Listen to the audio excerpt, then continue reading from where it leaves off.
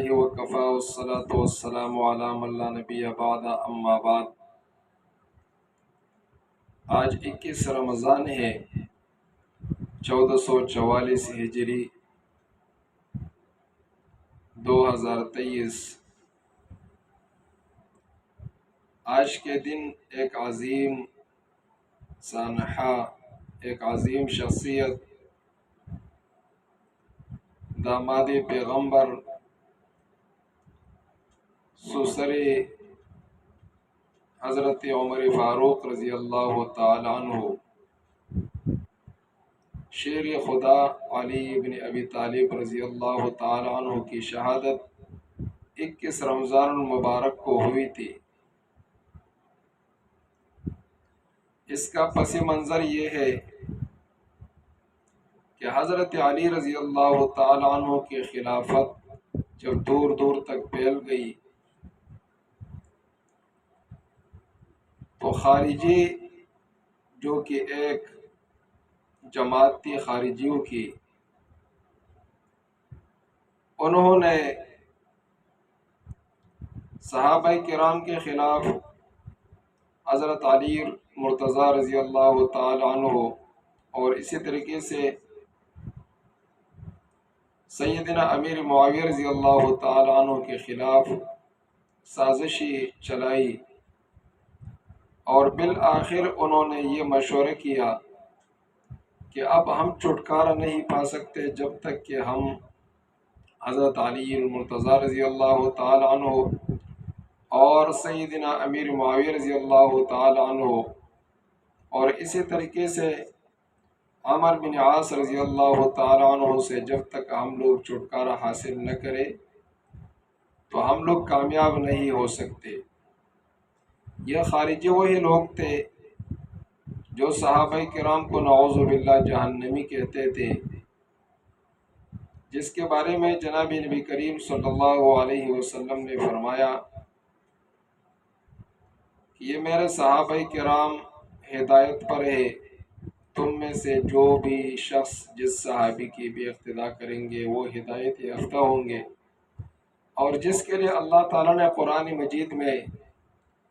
عام اعلان معافی کر دیا رضی اللہ عنہم ورضوا عنہ، تو یہ خارجی صحابہ کرام کے بارے میں بولتے تھے کہ یہ جہنمی ہے، اور ان خارجیوں کے بارے میں رسول کریم صلی اللہ علیہ وسلم نے ارشاد فرمایا تھا کہ یہ ایسے لوگ ہیں کہ یہ قرآن پڑھیں گے لیکن قرآن مجید ان کے حلق سے نیچے نہیں اتریں گے۔ تو یہ خارجی لوگ، یہ لوگ جمع ہو گئے، انہوں نے میٹنگ کی کہ ہمیں کیا کرنا چاہیے، ان 3 صحابہ کرام سے ہم چھٹکارا کیسے پالے، جس میں معاویہ بن ابی سفیان رضی اللہ تعالی عنہ اور علی بن ابی طالب رضی اللہ عنہ اور عمر بن عاص رضی اللہ عنہ، ان 3 صحابہ کرام سے ہم چھٹکارا کیسے پائیں گے۔ انہوں نے ایک میٹنگ بلائی، خارجی میٹنگ میں شریک ہوئے، تو ان میں سے عمر بن بکیر تمیمی نے کہا کہ میں عمر بن عاص کو قتل کروں گا، یہ ذمہ داری مجھے سونپ دے۔ اور دوسرا ایک خارجی برق بن عبداللہ تمیمی یہ کہنے لگا کہ میں معاویہ بن ابی سفیان ان کو قتل کروں گا، یہ ذمہ داری میری ہے۔ اب جب باری آئی علی شیر خدا رضی اللہ عنہ کی تو سب کانپنے لگے کہ یہ کام کون کرے گا۔ تو اس میں ایک بدبخت شخص جس کا نام عبد الرحمن ابن ملجم تھا، انہوں نے کہا کہ یہ کام میں سرانجام دوں گا، یہ مجھے حوالہ کر دیجئے۔ بہرحال رمضان المبارک کا مہینہ تھا، یہ لوگ نکلے 17-18 رمضان کو، اور ہر ایک اپنے شکار پر جانے لگا کہ میں اپنی ڈیوٹی، اپنا کام سرانجام دوں گا۔ تو یہ جو بدبخت شخص ہے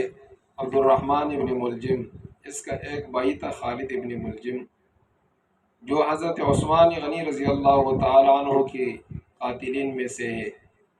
انہوں نے حضرت عثمان غنی رضی اللہ تعالیٰ عنہ کو شہید کیا تھا۔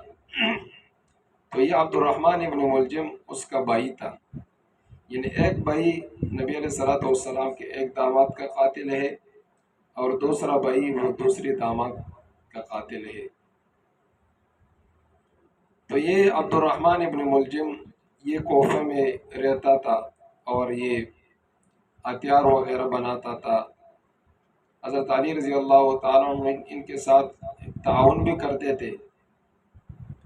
تو کئی مرتبہ جب یہ حضرت علی رضی اللہ تعالیٰ عنہ کے سامنے آئے تو حضرت علی رضی اللہ تعالیٰ عنہ کو یہ لگا کہ یہ شخص کچھ اچھا نہیں ہے،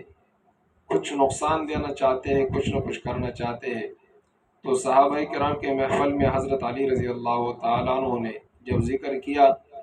کہ یہ جو شخص ہے عبد الرحمن ابن ملجم، اس کے ارادے مجھے کچھ اچھے نہیں لگ رہے، تو صحابہ کرام نے کہا کہ اگر ایسی بات ہے تو اس کا کام تمام کر دیا جائے۔ تو حضرت علی رضی اللہ تعالیٰ عنہ نے فرمایا کہ نہیں، ایسا نہیں کرنا ہے، اس نے ابھی تک کچھ کیا تو نہیں ہے، اس کو ہم کیسے قتل کریں، اس کو سزا کیسے دیں۔ اور دوسری بات یہ ہے کہ نبی علیہ الصلوۃ والسلام نے بھی ارشاد فرمایا تھا،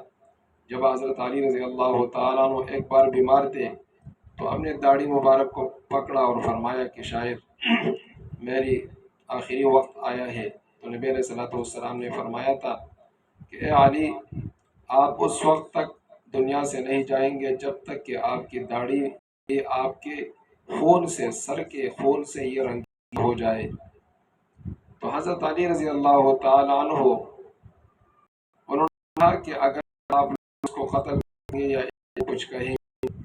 تو مجھے شہادت کا جو درجہ ہے وہ ملے گا۔ تو انہوں نے کہا کہ نہیں، اس کو کچھ نہیں کہنا۔ بہرحال یہ شخص کوفہ میں رہتا تھا۔ جب 18 رمضان ہوئی تو حضرت علی رضی اللہ تعالیٰ عنہ کی عادت تھی کہ وہ رات کے وقت گھر سے نکلتے تھے، صبح کے وقت جلدی آتے تھے اور تہجد وغیرہ وہ صبح مسجد میں، کوفہ کے جامعہ مسجد میں پڑھتے تھے۔ تو اس وقت حضرت علی رضی اللہ تعالیٰ عنہ نکلے، حضرت حسن رضی اللہ تعالیٰ عنہ بھی ساتھ آتے تھے، لیکن اس رات وہ اتفاق سے تھوڑی سی پیچھے رہ گئے اور انہوں نے حضرت علی رضی اللہ تعالیٰ عنہ سے کہا کہ ابا جان آپ جائیے، میں آپ کے پیچھے آتا ہوں۔ تو حضرت علی رضی اللہ تعالیٰ عنہ وہ مسجد آئے اور یہ جو بدبخت شخص تھا عبد الرحمن ابن ملجم، یہ اپنے دو ساتھیوں کے ساتھ مسجد کے اندر صفوں میں چھپا ہوا تھا۔ جیسے حضرت علی رضی اللہ تعالیٰ عنہ آئے، آگے ہو گئے، نماز کے لیے کھڑے ہو گئے، تو اس شخص کو پتہ تھا کہ اگر حضرت علی رضی اللہ تعالیٰ عنہ نماز میں نہیں ہوں گے اور میں آگے سے حملہ کروں گا تو وہ مجھے زندہ نہیں چھوڑے گا، میں نہیں بچوں گا۔ تو جیسے حضرت علی رضی اللہ تعالیٰ عنہ وہ آگے ہو گئے اور نماز پڑھنے لگے تو اس شخص نے پیچھے سے وار کیا، تلوار سے پیچھے سے سر مبارک پر وار کیا، تو حضرت علی رضی اللہ تعالیٰ عنہ کے سر سے وہ خون آنا لگا۔ پھر یہ شخص بھاگا تو یہ اپنے تلوار کو لہراتے ہوئے بھاگا، اور اس کی جو تلوار ہے چونکہ 14ویں رات کے بعد یہ جو چاند ہے، چاندنی رات، تو یہ اس میں پھر چیزیں نظر آتی، تو یہ تلوار کو لہراتا تھا، اس میں وہ خون نظر آ رہا تھا، تو یہ مسجد سے نکلا، باہر بھاگ رہا تھا۔ اتنے میں حضرت حسن رضی اللہ تعالیٰ عنہ مسجد کی طرف آ رہے تھے۔ انہوں نے جب دیکھا کہ یہ شخص بھاگ رہا ہے، اس کے ہاتھ میں تلوار ہے، تو وہ سمجھ گیا کہ یہ تو کچھ نہ کچھ کر کے آیا ہے۔ تو حضرت حسن رضی اللہ تعالیٰ عنہ کے پاس ان کی چادر تھی، انہوں نے وہ چادر اوپر لہرائی جو جنگی طریقہ کار ہے اس طریقے سے، اور پھر وہ چادر اس کے اوپر ڈال دی اور اس کو پکڑ لیا، پھر اس کے ہاتھ پیچھے باندھے، درخت کے ساتھ اس کو باندھا، اور پھر اس سے کہا کہ میں ابھی جا کے مسجد میں دیکھتا ہوں، معلوم کرتا ہوں کہ کیا ہوا ہے، اس کے بعد فیصلہ کریں گے۔ تو جیسے یہ مسجد تشریف لائے، انہوں نے دیکھا حضرت علی رضی اللہ تعالیٰ عنہ زخمی حالت میں ہے، تو حضرت علی رضی اللہ تعالیٰ عنہ نے حضرت حسن سے پوچھا کہ مجھ پر جس نے حملہ کیا ہے وہ شخص کون ہے، مسلمان ہے یا غیر مسلم ہے؟ تو حضرت حسن رضی اللہ تعالیٰ عنہ نے کہا کہ یہ وہ خارجی ہے جو عبد الرحمن ابن ملجم ہے۔ تو حضرت علی رضی اللہ تعالیٰ عنہ نے کہا کہ فزت ورب الکعبہ، میں کامیاب ہو گیا، کیونکہ مجھے مارنے والا وہ شخص مسلمان نہیں ہے، وہ ایک خارجی ہے۔ پھر اس شخص کو حضرت علی رضی اللہ تعالیٰ عنہ کے سامنے لایا گیا، عبد الرحمن بن ملجم کو۔ تو جب یہ بدبخت سامنے آیا تو سامنے یہ کہنے لگا کہ میں کامیاب ہو گیا، مجھے جنت مل گئی، اور یہ جو تلوار میں نے بنائی تھی، اس تلوار سے میں نے یہ اللہ سے وعدہ کیا تھا کہ میں دنیا کے سب سے بدبخت آدمی جو ہوگا وہ اس سے میں ماروں گا۔ اور اس شخص نے کہا کہ اس کو میں نے کئی عرصہ اس کو میں نے زہر میں ڈبویا تھا، آپ لوگ یہ کوشش نہ کریں کہ حضرت علی رضی اللہ تعالیٰ عنہ یہ ٹھیک ہو جائیں گے، صحت یاب ہو جائیں گے، کیونکہ اس تلوار کو میں نے زہر میں ڈبویا تھا، یہ بچ نہیں سکتا۔ تو حضرت علی رضی اللہ تعالیٰ عنہ نے فرمایا حضرت حسن سے، صحابہ کرام سے، کہ ابھی اس شخص کو کچھ نہیں کہنا، اس کو ٹھنڈا پانی پلا دینا، گرم کھانا کھلا دینا، اس کو بستر دے دینا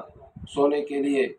اور جب تک میں آخری سانس سے نہ لو، میں دنیا سے نہ جاؤ، اس کو کچھ نہیں کہنا، اور جب میں دنیا سے چلا جاؤں پھر اگر آپ لوگ کہو تو اس کو معاف کر دینا، اور اگر آپ لوگ اس سے قصاص لینا چاہتے ہو تو اس کی تلوار سے اس کی گردن کو اڑا دینا، اور اسی تلوار سے دنیا کے سب سے بدترین شخص کا خاتمہ کر دینا۔ چنانچہ جب حضرت علی رضی اللہ تعالیٰ عنہ 21 رمضان المبارک کو دنیا سے تشریف لے گئے، شہید ہو گئے، تو پھر اس کے بعد اسی تلوار سے ان کی گردن کو اڑا دیا گیا۔ تو یہ جو 21 رمضان المبارک کا دن ہے، یہ حضرت علی المرتضیٰ رضی اللہ تعالیٰ عنہ کی شہادت کا دن ہے۔ حضرت علی رضی اللہ تعالیٰ عنہ